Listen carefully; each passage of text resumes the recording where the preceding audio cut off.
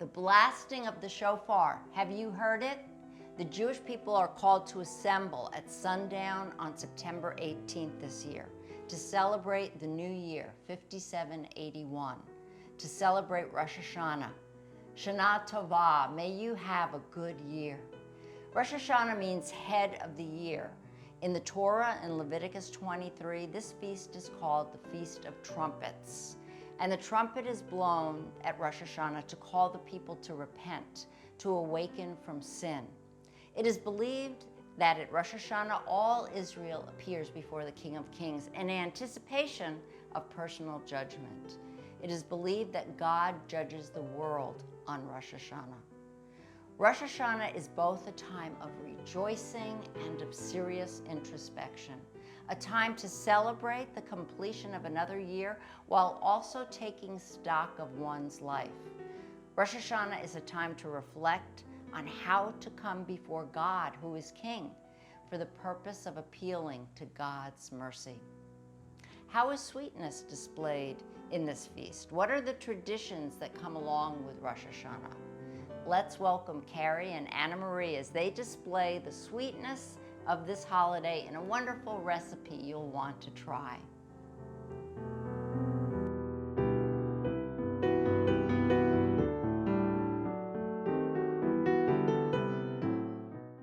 Welcome to Feasting. I'm your host, Carrie Steele, joined with Chef Anna Marie. What are we doing here today and what are we making? We are making a honey apple bundt cake. Ooh, say that 10 times fast. Once is all I have to do for you. All right, so what are all the ingredients? What are we working out? Well, the key ingredient is the apples and the honey. And so we've shredded our apples, and they're going to be the last ingredient we add to our batter. Okay. So I'm going to go ahead and get started. All right, so what's and the first step? Well, the first step is that I have a bowl here with my pre-mixed flour and seasoning. And the best part of all is we're celebrating the fall, so we have all our great fall flavors. So we have cinnamon, allspice, a little pinch of nutmeg in there, and that's going to give us that sense of the fall flavors and the season we're in. So I'm going to go ahead and put that in our bowl. And we have our eggs, key ingredient, that we're going to go ahead and add in here. Does it matter how many you use? Yes, so it is 3 eggs. Okay. And I'm going to just kind of gently, I'm using a whisk. You could use a hand mixer, but I tend to feel that a whisk allows me to kind of control how quickly or slowly I add my ingredients without it blowing up all over the place. Especially with eggs, you don't want your eggs to get overbeaten, so I find the whisk is the best way to go. And this is advice from an expert because you love to bake. I do love to bake, and I do find that baking is way more scientific and full of chemistry than most people think. I can bake something 2-3 times, and every time it can come out a little different. And That's then true. I obsessed about, what did I do differently? Did I scoop my flour and not go cross clear enough? Did I not air it out enough? It does make a difference. So I'm kind of always reinventing my recipes and evaluating to make sure that. Like a good baker would. I would think so. Okay, so now I'm going to go ahead and add all my other ingredients. So I'm going to add my oil, and the oil, of course, is key to keeping your cake nice and moist. So I'm going to go ahead and add that in. And give that a little stir, and then I'm going to go ahead and add my sugar. And I have in my bowl here a mix of brown sugar and regular sugar. And of course, the brown sugar, again, is really important because it, again, gives it that more deeper flavor that you would want to taste in your fall baking. So I'm going to go ahead and add that in as well. Oh, I can already smell it, and it smells amazing. So when I get to this point, I find that the whisk becomes tricky. So now that my eggs are kind of blended in well, I usually scrape off my whisk and I turn to my good old trusty wooden spoon. So Not quite time to lick the batter yet. no, maybe after the honey. But with the egg in there, I don't recommend it, but it doesn't mean I don't taste it along the way. I won't tell if you won't tell. So one of the most important things in this special recipe is the honey and, of course, the apple. So the honey represents the sweetness, And that's really important for Rosh Hashanah. Of course, it's this very special day where they celebrate the Jewish New Year. And because I have a husband who was raised in a Jewish home, I've learned a tremendous amount about the value of and the significance of the ingredients. And of course, honey is very significant because it represents, like I said, the sweetness. And so the family is, of course, having their cake, and they're talking about, they're going over their blessings over their desserts, and they're sharing that they're asking God to provide a sweet year for them. Isn't That's that really beautiful? special. I love that. Okay, so now I'm also, while I put in my honey, I'm going to add my 1.5 teaspoons of vanilla. Very important. Very important. And because we're being technically correct, I'm not going to cheat.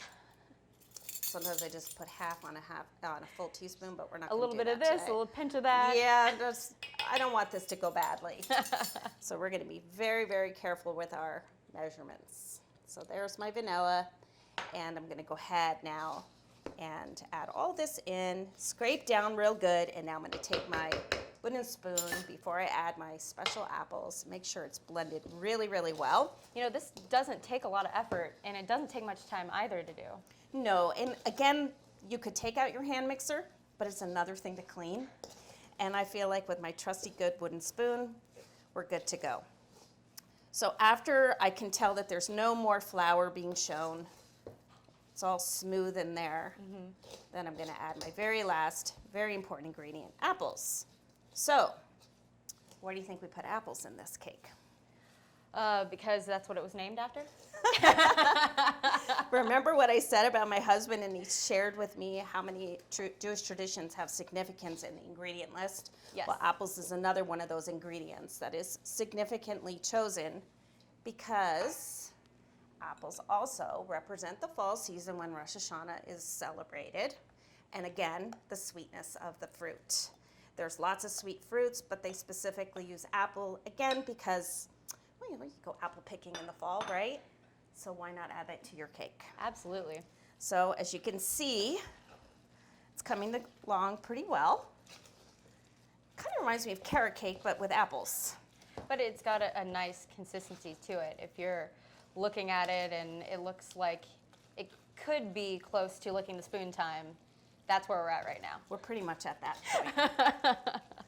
So as soon as your apples are incorporated, you're good to go. So I just give this a little spray. I make sure that I get all the nooks and crannies, but it makes a beautiful cake when you turn it upside down. 3/4 of the way. So sometimes a Bundt pan, you can find big, deep ones or more shallow ones than this. The key is you don't want to fill your batter all the way to the top. So we want to make sure it's only 3/4 of the way. So sometimes that might mean leaving a little bit out. Is there such thing as too much batter, though? No, absolutely not. I'll put a couple in the muffin pan. There is always a reason to make your dreamy dough or I batter really like work. the technique you were just using with twisting the pan while you are pouring and spooning in. Well, I'm trying to balance it all the way around. To make sure it's even in all of the spaces. Yeah. And thankfully it's not too runny of a dough, so it's not like pouring out, so I can manage it. But we're gonna spread it out, smooth it out really well. We're gonna tap it a couple times and make sure that there's no air bubbles. And it is as simple as that. And that is gonna go into a 325-degree oven. Okay, so it says between 75 and 90 minutes.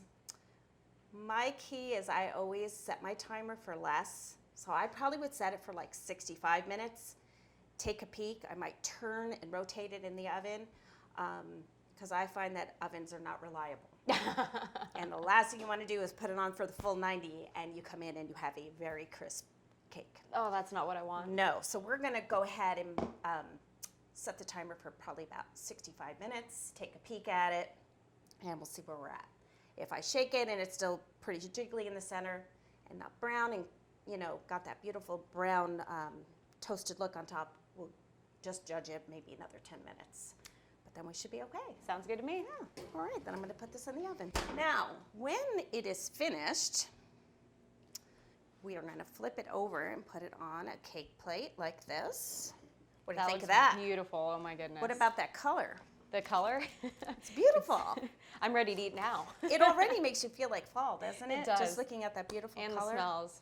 And of course, the little pretty style of the Bundt looks beautiful. It does. So here is my little secret for drizzling icing on a cake. Okay.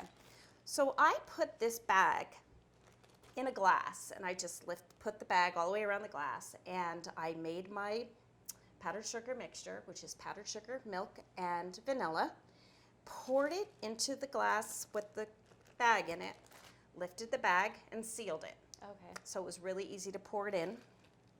Now for the fun part. I am going to pinch a little corner here. Would you like to try to frost this cake? I would. gonna How did you let know? you. Did it all over my face? I'm gonna let you do it. So when I cut this little hole, your goal is going to be to just squeeze a zigzag any way you want. So kind of like a Charlie Brown You kind can do of Charlie zigzag. Brown and it'll look beautiful. That's the best part of homemade baked goods is it has to have its own personality. Mm-hmm. We don't need it to look like it was made in a machine and every cake looks exactly the same. Thank you for saying personality instead of mistakes or mess ups. No. There's no mess ups in homemade when you cook at home. The whole idea of cooking at home is making it look homemade. We don't need to look Oh, I can do perfect. that. I can do that. So you want to try? I'll let you go first, Okay. and then I'll follow. Okay. So I just twisted the bag a little bit, and I literally am going to take my bag and drag it like this, zigging, and it's just going to kind of drip across the top. It's really relaxing to watch this. And you know what's really interesting is I use organic sugar. Do you want to try the rest? Sure. And organic sugar is a little browner than regular sugar, and I like the color of the drips. It's a little bit less bright white, and it kind of blends better with the color of the cake itself. Look at that. Ta-da! You did it. Oh, I made it. It's a little messy, so we're just going to toss it right in the bag Oh. and move that aside, and you have yourself a honey apple bundt cake. Pretty quick and easy, right? Yeah, that was wonderful. And I think it looks beautiful. So, well, Carrie, thank you so much for letting me share my special dessert with you today. Would you like to try it? I would love to. Okay. This All whole right. process has been such a blessing, and I cannot wait to sink my teeth into Oh, good. I'm one of these so slices. glad. I'm so glad because I'm excited to share it with you. And hopefully we have magic take place. Ooh, now that came out beautifully, didn't it? So here you go. Give that a try. Thank you. Tell me. All right. I smell the apples. Smells so good. Looks moist. Does it make you think of fall? Does it make you think about the sweetness of God and how He blesses us? Oh, yes. Yes. Well, we're excited to be able to share this Rosh Hashanah cake, and hopefully when people enjoy this recipe, they will celebrate the new year and remember the sweetness of God. My name is Cathy. Hi, my name is Jeff. I'm from the Bronx, was born at Lebanon Hospital on the Grand Concourse near Yankee Stadium, if that means anything to anyone. I was actually raised in a conservative Jewish home in Queens, New York, a town called Middle Village. I teach the Bible. I teach the Hebrew Scriptures and I teach the New Covenant. And I connect the dots between both because they need to be connected. The Bible is one story, it's one narrative. And I teach against anti-Semitism. As I became aware and was introduced to the fulfillment of the feasts and the atonement, the richness became greater of knowing the high holidays. The message of the feasts is so powerful and it so demonstrates the grace of God because the message of the feast is all about deliverance. It's about freedom. So when we look at the high holidays and Yom Kippur and Rosh Hashanah, it is not the burden, but the freedom that we have. But if you're interested to check it out, it's Nahum chapter 1, verse 15. And God says to his people, especially those in the kingdom of Judah, he says, how beautiful upon the mountains are the feet of those who bring good tidings. Those good tidings meaning forgiveness of sins. It's the victory over sin. And it's not a repetitive thing. It is a victory. It's finished.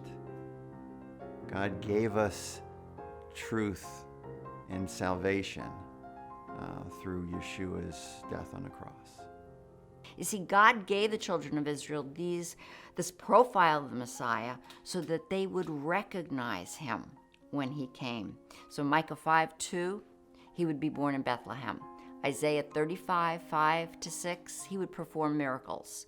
Psalm 22 and Isaiah 53, he would be crucified. So the feast became more significant because of where they pointed.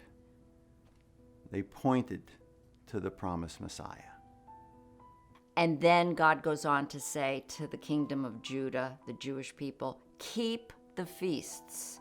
They were in the midst of a siege that was going on with Assyria, and God says, keep the feasts, because this is where my message lies. I'm giving you deliverance through the Messiah. The high holidays are about richness and our relationship with our Creator. Understanding the message is so foundational in the Hebrew scriptures that it needs to be conveyed. And that's why we are celebrating and feasting this presentation because God has a powerful and a loving message. When God told the children of Israel to appear before him at his feasts, his appointed times, God, who is King of the universe, would meet with them. We read in Deuteronomy 14 in the Torah that God told his people to meet at the place he chose, where he set his name. God said to his people, you shall eat there before me. You shall eat before the Lord your God and rejoice. How amazing to know that God wants us to rejoice in his presence. God desires to be in the midst of our rejoicing. He desires to enjoy the fellowship of the feast with us. How glorious to ponder, feasting around the table of the King. This is truly to be loved by God and to love God.